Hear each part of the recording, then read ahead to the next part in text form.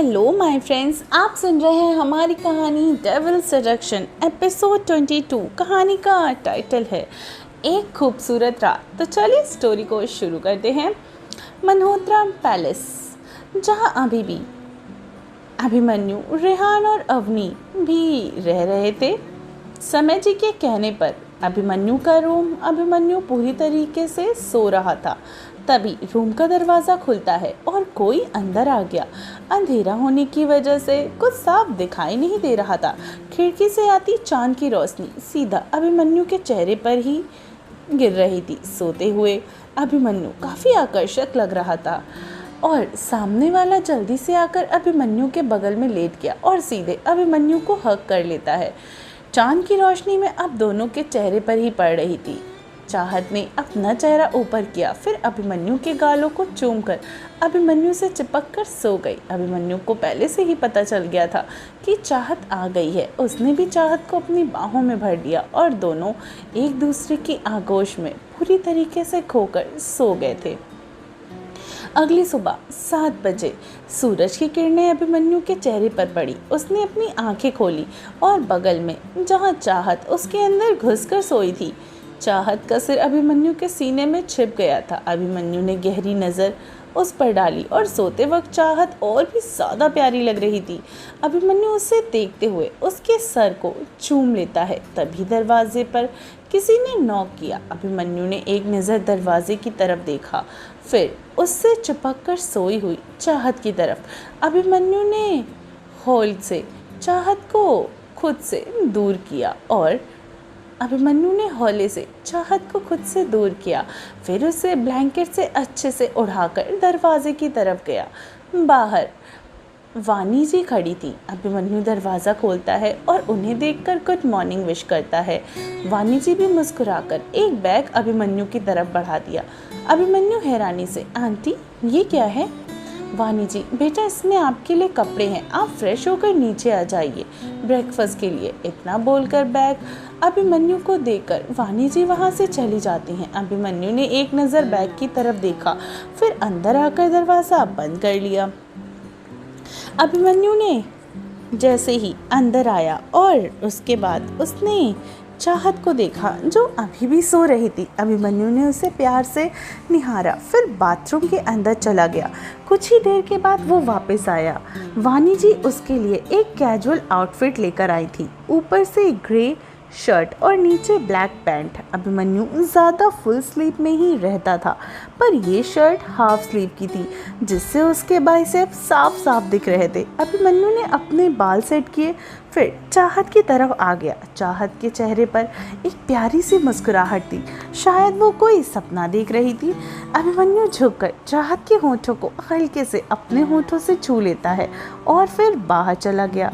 चाहत को इतने प्यार से सोता हुआ देखकर उसे उठाने का मन ही नहीं हुआ। नीचे हॉल में सब बैठे हुए सिवाय साहिल के। वहीं वानी जी और आरती जी किचन में ब्रेकफास्ट की तैयारी कर रही थी। अभिमन्यु उन्हें देख सीढ़ियों से अपने हाथ में घड़ी पहनते हुए उतरने लगा। तब तक वानी जी और आरती जी भी आ गई। सबकी नज़र सीढ़ियों पे गई। अभिमन्यु इस वक्त काफ़ी हैंडसम लग रहा था। उसके चेहरे पर एक अलग ही तेज था।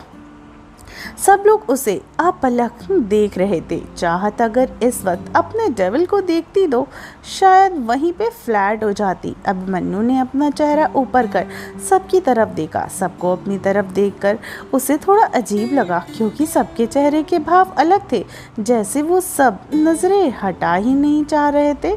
अभिमन्यु नीचे आकर अपना गला साफ करता है जिससे सब होश में आए। समय जी उसकी तरफ देखकर बोलते हैं, बेटा रात को नींद अच्छी तो आई ना? अभिमन्यु सोफे पर बैठते हुए, जी अंकल। वानी जी, आप सब बैठ जाइए, मैं ब्रेकफास्ट लगा देती हूँ। तभी बाहर से साहिल चलकर अंदर आया और सीधे जाकर वानी जी के अवनी के बगल में ही बैठ गया। अवनी ने उसे एक नज़र देखा, फिर नजरें झुकाकर बैठ गई। बीच में अवनी और दोनों तरफ साहिल और रेहान। वहीं रूही की नज़र बार बार रेहान पर जाती। उसके मन में कुछ धुंधली यादें आने लगी। रेहान जब भी उसकी तरफ देखता उससे पहले ही रूही अपनी नज़रें हटा लेती। वहीं वानी जी, आरती जी और नेहा सबके लिए ब्रेकफास्ट लाई। साहिल उठा और नेहा के पास गया। करण अभी तक डाइनिंग टेबल पे बैठ चुका था। साहिल ने नेहा का हाथ पकड़ा, फिर करण के पास ले जाकर अपने हाथ में पकड़ा एक लिफाफा नेहा के हाथ में दे दिया। नेहा उसे हैरानी से देखने लगी तो साहिल ने उसे खोलकर इशारा किया। नेहा ने लिफाफा खोलकर देखा तो वहाँ शिमला की टिकट थी। नेहा ये देखकर काफ़ी हैरान थी, साहिल की तरफ देखने लगी। करण ने नेहा के हाथ में टिकट लिया और खुद देखने लगा। करण साहिल से, ये? साहिल मुस्कुराकर उसे देखते हुए, मेरी तरफ से तुम्हारे लिए एक छोटा सा गिफ्ट है। 1 हफ्ते के लिए जाओ, घूमाओ, फिर मस्त एंजॉय करो जाकर। समय जी उन तीनों की तरफ देखकर पीछे। करण, क्या हुआ? करण, पापा ये वो टिकट है शिमला की, मेरी और नेहा की। करण की बात सुनकर सबके चेहरे पर मुस्कुराहट आ गई। नेहा, पर इसकी क्या ज़रूरत है साहिल, अभी हम कहीं नहीं जाएंगे। वानी जी आगे आई और नेहा के सिर पर हाथ रखकर कहती हैं, ज़रूरत कैसे नहीं है बेटा, बहुत ज़रूरत है। तुम्हें भी तो अपने हक की खुशियाँ मिलनी चाहिए ना नेहा। लेकिन माँ, वानी जी लेकिन खुश नहीं। फिर साहिल की तरफ देखकर, फ्लाइट कब की है साहिल? साहिल, आंटी 2 बजे। वानी जी, ठीक है, तुम दोनों जाने की तैयारी करो। कोई ना, मैं किसी की भी और सुनने वाली नहीं हूँ। नेहा और कर्ण ने फिर कुछ नहीं कहा। समय जी सबकी तरफ देखते हैं। अभी आप सब बैठ जाइए। अनु, सबको खाना दे दो। जी। रूही ने इधर उधर देखकर कहा, आंटी चाहत कहाँ है, दिखाई नहीं दे रही। समय जी, पर वहीं पे अचानक से वानी जी कहती है, बेटा वो अपने बेड से बहुत लेट उठती है, वो बाद में आएगी, तुम बैठकर नाश्ता करो। सब लोग बैठकर नाश्ता करने लगे। वहीं चाहत की नींद खुल गई। वो बेड पर बैठकर इधर उधर देखने लगी। उसने अंगड़ाई ली, फिर मुस्कुराकर उस रूम से बाहर आकर अपने रूम की तरफ चली गई। चाहत नहा धोकर तैयार हुई और नीचे चली आई। अब तक सबने ब्रेकफास्ट कर लिया था। तभी अभिमन्यु उठते हुए बोलता है, अब हमें इजाज़त दीजिए। अवनी और रेहान भी उठ गए। वहीं समय जी मुस्कुराकर, जी बेटा, अभी तो रोकने को कुछ बहाना भी नहीं है, आपका काम भी है। अभिमन्यु, जी अंकल। वहीं वानी जी, हाँ पर मिलने ज़रूर आया कीजिए। रेहान, आंटी ये आप भी तो लागू कर सकते हैं ना कि आप हमारे घर आया करिए। वानी जी मुस्कुरा रही थी, हाँ बेटा ज़रूर। वहीं कर्ण आगे आकर अभिमन्यु के गले लगकर बोलता है, तुम्हें जितना शुक्रिया अदा करूँ वो कम है। तुम तीनों ने हम सबकी जान को संभाल कर रखा। अभिमन्यु कर्ण की तरफ देखकर बोलता है, इसमें शुक्रिया की कोई ज़रूरत नहीं है। वो जितना आपके लिए मायने रखती है उतना हम सबके लिए भी। रेहान भी आगे आकर बोला, बिल्कुल, आप सबको थैंक यू बोलने की कोई ज़रूरत नहीं है। वहीं आरती जी अवनी के पास जाकर उसके चेहरे को प्यार से छूकर कहती हैं, बेटा हमारी चाहत आप सबको बहुत बातें करती है और वो इतनी बातें करती है कि वो थकती भी नहीं है। सच में उससे बहुत अच्छे दोस्त मिले हैं।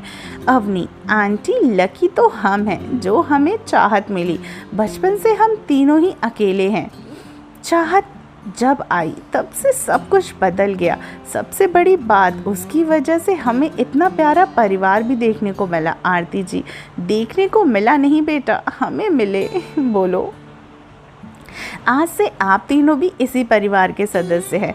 आरती जी की बात सुनकर रेहान अवनी के चेहरे पर मुस्कुराहट आ गई। वही अभिमन्यु आरती जी की तरफ देख रहा था और नज़रें घुमा ली, फिर अपना हाथ जोड़ सबकी तरफ देखकर कहता है, अभी हम चलते हैं। अभिमन्यु की बात सुनकर सब खड़े हो गए।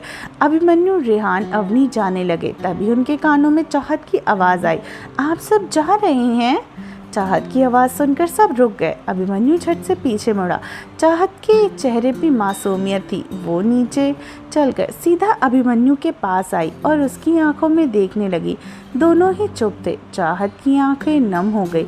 अभिमन्यु को ये देखकर बुरा लग रहा था। उसका मन कर रहा था वो चाहत को अपने सीने से लगा ले, पर परिस्थितियों के चलते उसने खुद को रोक लिया। वहीं चाहत की आंखों से एक बूंद आंसू गिर गया। वो बिना किसी की परवाह किए अभिमन्यु के गले लग गई। अभिमन्यु को देखकर काफ़ी अच्छा लगा, लेकिन चाहत की आंखें नम थीं और वो अभिमन्यु को देखकर उसे काफ़ी अजीब सा लगा और उसका मन कर रहा था वो बस उसे अपने सीने से कस के पकड़े रहे। अभिमन्यु पूरी तरीके से हैरान हो गया था। आरती जी दोनों को ऐसे देखकर मुस्कुरा देती हैं। वहीं साहिल, समय जी के चेहरे के भाव भी शांत थे। बाकी सब हैरानी से देख रहे थे। सबसे ज़्यादा तो करण, वो समझ नहीं पा रहा था कैसे रिएक्ट करे। सब फिर धीरे धीरे नॉर्मल होने लगे। सबको पता था चाहत अभिमन्यु, रेहान, अवनी से भी बहुत अटैच है। अभिमन्यु ने एक बार सारे घर वालों को देखा, फिर चाहत को बाहों में भर लिया। चाहत रो रही थी, वहीं अभिमन्यु प्यार से उसके बालों को सहला रहा था। चाहत रोते हुए कहती है, डेविल अब मत जाओ ना, मैं कैसे रहूँगी फिर आपके जाने के बाद। अभिमन्यु धीरे से उसके कानों में बोलता है, छोटी खरगोश कोई बात नहीं है, यहाँ सब घर वाले हैं ना, और जब भी तुम मुझसे मिलना चाहो तो बता देना, मैं तुम्हारे सामने आ जाऊँगा। अब रोना बंद करो, तुम्हें पता है ना तुम्हारी आंखों में आंसू नहीं पसंद है मुझे। अभिमन्यु की बातें सुनकर चाहत उससे अलग हुई और अपनी भीगी पलकों से अभिमन्यु को देखने लगी। चाहत के बाल हल्के बिखर कर चेहरे पर आ गए थे। रोते हुए वो बहुत क्यूट लग रही थी। अभिमन्यु ने उसे देखकर मुस्कुराया, फिर उसके गालों से उसके आंसुओं को पोंछा। चाहत चुपचाप उसे देख रही थी। तभी साहिल आगे आया और अभिमन्यु के कंधे को पकड़कर कहता है, चाहत तुम्हें जब भी इनसे मिलना हो तो मुझे बता देना, मैं खुद तुम्हें इनके पास लेकर जाऊंगा। ये बोल उसने अवनी की तरफ देखा जो उसे ही देख रही थी। साहिल ने फिर अपनी नज़रें अवनी से हटाकर कहा, अभी इन्हें जाने दो, ऑफिस भी तो जाना है। तुम्हें नहीं पता पर तुम्हारी ये डेविल वर्ल्ड का नंबर 1 बिजनेसमैन है। साहिल की बात सुनकर चाहत हैरानी से एक बार उसे देखती है, फिर अभिमन्यु को। रेहान भी मुस्कुराकर आगे आकर बोलता है, क्यूटी अब रोना बंद करो, मेरी पार्टनर मुस्कुराते हुए अच्छी लगती है। रेहान की बातें सुनकर चाहत मुस्कुरा देती है, फिर अभिमन्यु की तरफ देखती है। अभिमन्यु ने उसकी आंखों में देखते हुए अपनी पलकें झपका दी, जैसे कह रहा हो सब कुछ ठीक है। अभिमन्यु का इशारा पाकर ना जाने कैसे चाहत को राहत सी मिल गई। वो मुस्कुराकर कहती है, अच्छा ठीक है, आप सब जाइए, फिर हम साहिल के साथ आपसे मिलने आएंगे। चाहत की बात सुनकर सब मुस्कुरा देते हैं। अभिमन्यु ने एक नज़र उसे देखा, फिर सबसे इजाज़त लेकर वो तीनों बाहर चले गए। अभिमन्यु जाकर ड्राइविंग सीट पर बैठ गया, वहीं अवनी पैसेंजर सीट पे और रेहान पीछे अब अपने घर की तरफ निकल गए। कार में शांति थी, कोई कुछ नहीं कह रहा था, सभी अपनी अपनी सोच में मग्न थे। तभी वहाँ पे रेहान की आवाज़ आई, मुझे ऐसा लगता है जैसे मैंने उसे पहले भी कहीं देखा है। अवनी अपनी सोच से बाहर आई और उसकी तरफ देखते हुए पूछती है, तुम किसकी बात कर रहे हो? रेहान बाहर की ओर देखते हुए, रूही की। अवनी सवालिया नज़रों से उसे देखने लगी। रेहान आगे बोलता है, मुझे याद नहीं आ रहा है कहाँ देखा है। अभिमन्यु ने मिरर में एक नज़र रेहान को देखा, फिर चुपचाप कार चलाने लगा। रेहान फिर अपना सिर झटक कर अभिमन्यु की तरफ देखकर बोलता है, अभिमन्यु अब क्या करना है? सब हम सबको पहचान गए हैं, इसका मतलब अब हम सबके सामने आएंगे। अवनी ने भी अभिमन्यु की तरफ देखकर कहा, आखिर अभी ना कभी तो सामने आना ही था ना, पर मैंने सोचा नहीं था इतनी जल्दी होगा। जल्द ही वो लोग घर पहुंच गए, फिर तैयार होकर ऑफिस के लिए भी निकल गए। वहीं चाहत को पता चल गया था कि करण और नेहा घूमने के लिए जा रहे हैं। वो काफ़ी एक्साइटेड थी। चाहत और रूही इस वक्त नेहा के साथ उसके रूम में उसकी पैकिंग में हेल्प कर रहे थे। रूही ने बेड पे बैठते हुए कहा, वैसे दी कैसा लग रहा है आपको? जीजू के साथ अकेले घूमने जा रही हो? हाय आप और जीजू अकेले, उसके साथ प्यारा प्यारा पल। नेहा उनकी बातें सुनकर थोड़ा शर्मा गई। ये देखकर रूही हंसते हुए कहती है, अरे दी प्यार किया है तो शर्माना क्या, फिर अभी तो शादी भी हो गई है। सच में दी आप और जीजू एक दूसरे के लिए बहुत लकी हो। नेहा उसकी बात सुनकर मुस्कुराकर उसके सर पे मारते हुए बोलती है, चुप रह, बहुत बोल रही है। रूही ने हंस पड़ी। वहीं चाहत के दिमाग में रूही की बातें चल गई कि प्यार दोनों एक दूसरे के लिए कितने लकी हैं। चाहत को खोया हुआ देखकर रूही उसके गालों को छूकर कहती है, क्या हुआ चाहत, कहाँ खो गई, कहीं तुझे भी तो प्यार नहीं हो गया। चाहत कुछ कहती कि तभी करण रूम में आ गया। वो आज ऑफिस नहीं गया था।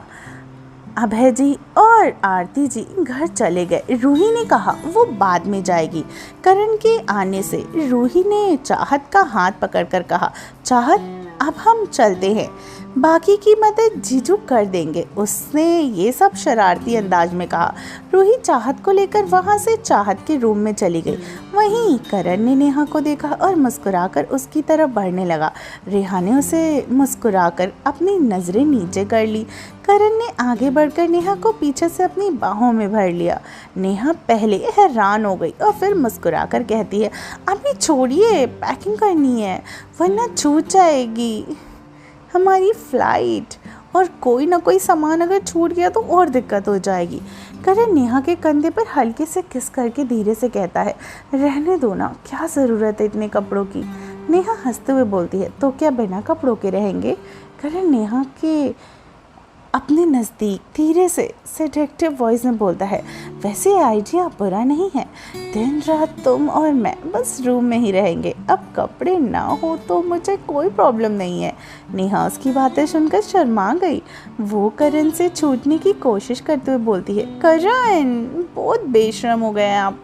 करण हंसते हुए कहता है, अब बीवी से बेशर्मी वाली बात ना करूँ तो किससे करूँ, और फिलहाल मेरे पास तो एक ही बीवी है। करण की बातें सुनकर नेहा को शर्म भी आ गई और साथ ही साथ हंसी भी। दोनों ऐसे ही प्यार के पल गुजारते हुए अपनी पैकिंग करने लगते हैं। अभिमन्यु के ऑफिस के सामने कार आकर रुकी। सबकी नज़र उस तरफ गई। कार का दरवाज़ा खुला। अभिमन्यु, रेहान और अवनी बाहर आए। आज उनके चेहरे पर मास्क नहीं था। वहाँ खड़े 4 सिक्योरिटी गार्ड्स उन्हें हैरानी से देख रहे थे। सब उसकी कार्स को पहचानते थे। अवनी ने एक बेबी पिंक कलर की क्रॉप टॉप और उसके साथ ब्लैक जीन्स, रेहान ने ग्रे शर्ट के साथ ब्लैक पैंट और ओवरकोट, वहीं अभिमन्यु ब्लैक 3 पीस सूट में था। गार्ड्स ने उन तीनों को ग्रीट किया। तीनों जैसे ही ऑफिस के ग्राउंड फ्लोर पर रिसेप्शन एरिया में पहुंचे, रिसेप्शनिस्ट पहले उन्हें देखकर हैरानी से खड़ी हो गई। तीनों के चेहरों का चार्म कुछ ऐसा ही था। रिसेप्शनिस्ट ने ध्यान से देखा तो वो समझ गई कि उनके बॉस ही हैं। उसने जल्दी से मॉर्निंग विश किया। बाकी सबका भी ऑफिस में यही हाल था। अभिमन्यु को तो लड़कियां मास्क में रहते हुए भी पसंद करती थी, पर आज तो उनका दिल जैसे बाहर आने को हो गया था। किसी को अपनी आंखों पे भरोसा नहीं हो रहा था कि वो लोग कुछ कह भी नहीं सकते थे। उन सबको पता था कि अभिमन्यु बहुत ही ज़्यादा स्ट्रिक्ट है। तीनों वहाँ से अपने अपने कैबिन में चले गए और पूरा ऑफिस आज अलग ही उनकी ही बातें ही करता रह गया। तो फ्रेंड्स, आई होप आपको हमारी कहानी का आज का ये एपिसोड पसंद आया हो। तो चलिए मिलती हूँ कहानी के अगले एपिसोड में। तब तक अपना ख्याल रखिए और सुनते रहिए डेविल सेडक्शन, सिर्फ टिनी FM जान के साथ।